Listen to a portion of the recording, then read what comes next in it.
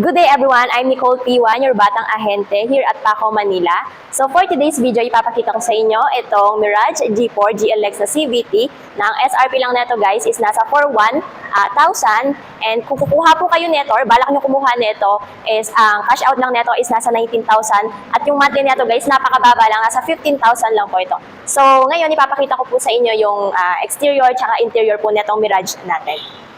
So, ayan guys, as you can see po, naka-new aerodynamic design po ang ating Mirage G4 and also naka-LED daytime running light at saka naka-LED na din po ang ating headlight. And also, naka-two-tone alloy wheel na rin po ito. And also guys, is naka-Apple CarPlay at saka Android Auto na din. At naka 4-speed automatic na CVT transmission na din ang ating Mirage G4. Sa atin naman pong seat material is naka-high fabric material na po ito. And dito po sa may likuran po natin is, ayan guys, kung nakikita nyo na may headrest na din siya and sa may gitna, merong armrest po. Sa kanya namang taillight, equipped siya ng LED at saka bulb light.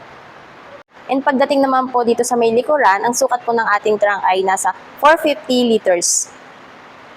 And also guys, naka-laminated windshield na rin po itong harapan ng ating Mirage G4. By the way guys, ulitin ko lang po sa inyo na itong ating Mirage G4 is 19 cash out and ang monthly lang po neto ay 15,000. 15,000 lang po. So napakababa lang po. And also guys, kapag kumuha po kayo, meron po kayong free 20k fuel subsidy and also meron na din tong 2 years PMS. Yun guys, so ayan po yung ating quick video sa ating Mirage. So, kung gusto niyo po mag-inquire, lalagay ko lang po dito ang aking account. So, message na lang ako guys. Yun lang guys. Bye-bye!